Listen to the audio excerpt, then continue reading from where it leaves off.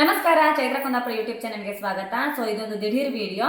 So ನಾನು ಈ ಹಿಂದೆನೇ ಹೇಳಿದ್ದೆ ಬಿಗ್ ಬಾಸ್ ಮನೆಗೆ ರಕ್ಷಿತಾ ವಾಪಸ್ ಬರೋ ಸಾಧ್ಯತೆ ತುಂಬಾ ಇದೆ ಅಂತ. ಅದೇ ತರ ರಕ್ಷಿತಾ ಶೆಟ್ಟಿ ಮತ್ತೆ ಬಿಗ್ ಬಾಸ್ಗೆ ವಾಪಸ್ ಬಂದಿದ್ದಾರೆ. ನಾನು ಈ ಹಿಂದಿನ ವಿಡಿಯೋ ಮಾಡಿದಾಗ ಸುಮಾರು ಜನ ಕಮೆಂಟ್ ಮಾಡಿದ್ರು, ನಾವು ಬಿಗ್ ಬಾಸ್ ನೋಡಲ್ಲ, ಇದು ಅನ್ಯಾಯ ಆಗುತ್ತೆ, ಮತ್ತೆ ತುಳುನಾಡಿನ ಹೆಣ್ಮಕ್ಳಿಗೆ ಅನ್ಯಾಯ ಮಾಡ್ತಿದ್ದಾರೆ ಅಂತೆಲ್ಲ ತುಂಬಾ ಜನ ಕಮೆಂಟ್ ಮಾಡಿದ್ರು.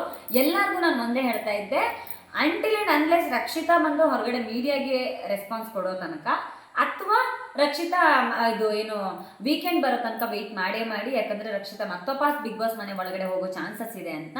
ಸೊ ಅದೇ ತರ ಆಗಿದೆ. ತುಂಬಾ ಜನ ರಕ್ಷಿತಾ ಸಪೋರ್ಟ್ ಮಾಡಿದ್ರು. ಅಂಡ್ ಒಂದೇ ದಿನದಲ್ಲಿ, ಒಂದಿನಾನೂ ಇಲ್ಲ, ಕೆಲವೇ ಗಂಟೆಗಳಲ್ಲಿ ಆ ಹುಡುಗಿ ಇಡೀ ಕರ್ನಾಟಕ ಜನರ ಮನಸ್ಸು ಗೆದ್ದಿದ್ಲು. ತುಂಬಾ ಮೆಚೂರ್ಡ್ ಆಗಿ, ಮನೆಯಿಂದ ಹೊರಗಡೆ ಬರೋರು ಕೂಡ ತುಂಬಾ ಮೆಚೂರ್ಡ್ ಆಗಿ ಮಾತಾಡೋದ್ರ ಮುಖಾಂತರ ಎಲ್ಲರ ಮನಸ್ಸನ್ನು ಗೆದ್ದಿದ್ಲು. ಸೊ ಈಗ ಒಂದು ವಾರಗಳ ಗ್ಯಾಪ್ನ ನಂತರ ಮತ್ತೆ ರಕ್ಷಿತಾ ವಾಪಸ್ ಬಿಗ್ ಬಾಸ್ ಮನೆಗೆ ಹೋಗ್ತಾ ಇರೋದು.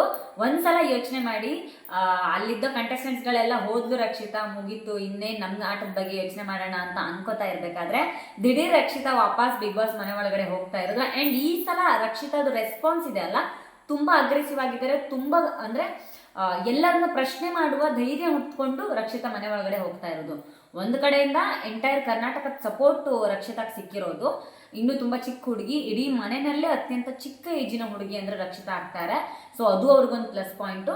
ಅಂಡ್ ನನ್ಗನ್ಸುತ್ತೆ ಏನಾದ್ರೂ ಒಂದು ಸ್ಪೆಷಲ್ ಅಧಿಕಾರ ಕೂಡ ಕೊಡ್ಬೋದು ಬಿಗ್ ಬಾಸ್ ರಕ್ಷಿತಾ ಅವರಿಗೆ ಮನೆ ಒಳಗಡೆ ಹೋದ ತಕ್ಷಣ ಅಂತ. ಯಾರನ್ನಾದ್ರೂ ನಾಮಿನೇಟ್ ಮಾಡೋದಕ್ಕೆ, ಎನಿಥಿಂಗ್, ಯಾವ್ದಾರ ಒಂದು ಸ್ಪೆಷಲ್ ಪವರ್ ಖಂಡಿತ ಕೊಡ್ಬೋದು ಅಂತ ನಾನು ಹೋಪ್ ಇಟ್ಕೊಂಡಿದ್ದೀನಿ. ಅಂಡ್ ರಕ್ಷಿತಾ ಈ ಸಲ ಖಂಡಿತವಾಗ್ಲು, ಲಾಸ್ಟ್ ಟೈಮ್ ಎಲ್ಲರನ್ನೂ ಮನವೊಲಿಸಿ ಅಂತ ಕೇಳಿದಾಗ ಅವ್ರಿಗೆ ಏನು ಹೇಳಬೇಕು ಅಂತ ಗೊತ್ತಿರಲಿಲ್ಲ. ಬಟ್ ಈ ಸಲ ಖಂಡಿತ ಎಲ್ಲರನ್ನೂ ಪ್ರಶ್ನೆ ಮಾಡಿಯೇ ಮಾಡ್ತಾರೆ ಅಂತ ನನಗಂತೂ ಹೋಪ್ ಇದೆ. ಯಾಕಂದ್ರೆ ಯಾವ ಕಾರಣಕ್ಕೆ, ಯಾವ ಬೇಸ್ ಮೇಲೆ ನನ್ನನ್ನು ಹೊರಗಡೆ ಕಳಿಸಿದ್ರಿ ಅನ್ನೋದ್ರಿಂದ ಹಿಡಿದು ಇನ್ನು ಯಾರು ರಕ್ಷಿತನ ಸುಲಭವಾಗಿ ಟಾರ್ಗೆಟ್ ಮಾಡೋಕ್ ಆಗೋದಿಲ್ಲ ಅನ್ನೋ ರೀತಿನಲ್ಲಿ ಮಾನಸಿಕವಾಗಿ ರಕ್ಷಿತಾ ರೆಡಿ ಆಗಿರೋ ತರ ಕಾಣಿಸ್ತಾ ಇದೆ ನನಗೆ. ಸೊ ತುಂಬಾ ಜನ ಖುಷಿಯಾಗಿರುತ್ತೆ ಅನ್ಕೊಳ್ತೇನೆ. ಸಾಕಷ್ಟು ಮಂದಿ ಕಮೆಂಟ್ ಮಾಡ್ತಾ ಇದ್ರು, ರಕ್ಷಿತಾ ವಾಪಸ್ ಬರಬೇಕು, ಇಲ್ಲಾಂದ್ರೆ ಬಿಗ್ ಬಾಸ್ ನೋಡಲ್ಲ ಅಂತ. ಎಲ್ಲರಿಗೂ ನಾನು ಅವತ್ತು ಹೇಳಿದ್ದೆ, ಎಲಿಮಿನೇಟ್ ಆದ್ರೆ ನೆಕ್ಸ್ಟ್ ಡೇ ಅವ್ರು ಮೀಡಿಯಾ ಮುಂದೆ ಬರ್ತಾರೆ, ಇಲ್ಲ ಅಂತಂದ್ರೆ ಖಂಡಿತವಾಗ್ಲೂ ಮತ್ತೆ ವಾಪಸ್ ಹೋಗ್ತಾರೆ. ಎರಡೂ ಇಲ್ಲದೆ ಅಂತೂ ಖಂಡಿತ ಇರಲ್ಲ ಅಂತ. ಬಹುಶಃ ಬಿಗ್ ಬಾಸ್ ಟೀಮ್ನ ಜೊತೆಗೇನೆ ಇದ್ರು ಒಂದು ವಾರ ಲಾಂಗ್ ಟೈಮ್. ಆ ಕಡೆ ಮನೆಗೂ ಇಲ್ಲ, ಈ ಕಡೆ ಬಿಗ್ ಬಾಸ್ ಮನೆ ಒಳಗಡೆನೂ ಇಲ್ಲ.